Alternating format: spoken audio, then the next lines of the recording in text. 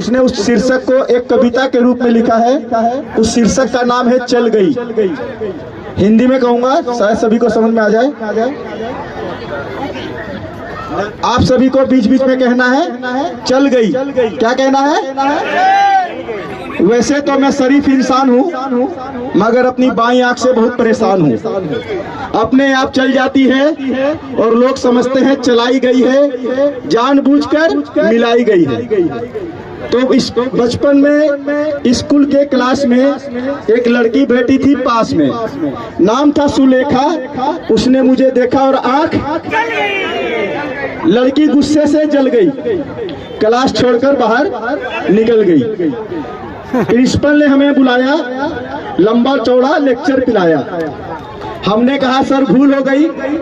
उन्होंने कहा ऐसा भी होता भूल में, शर्म नहीं आती तुम्हें आंख चलाते स्कूल में। उसके बाद हुआ ये परिणाम, स्कूल से कट गया हमारा नाम।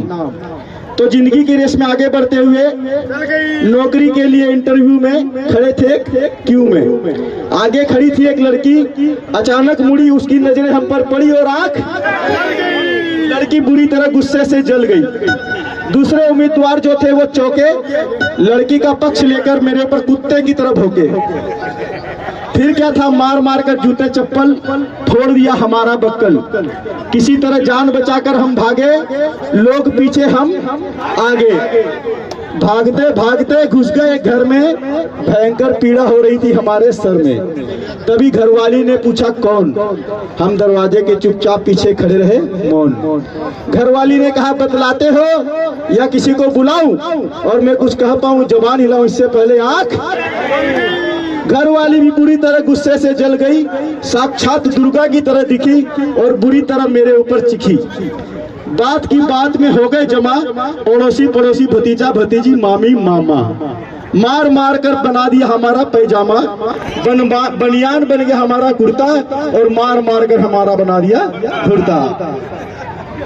डॉक्टर ने कहा अस्पताल में पड़े थे हम बेड पे, नर्स ने पूछा दर्द कहाँ कहाँ है।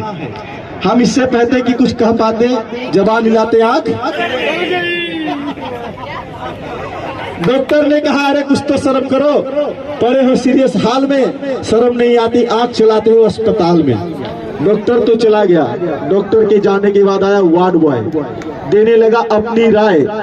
कहा भाग जाओ चुपचाप, जान बचाओ आप। डॉक्टर को आपकी आंख खल गई है, आपका केस बिगड़वा देगा, नहीं हुआ तो मरा हुआ बतलाकर जिंदा गड़वा देगा।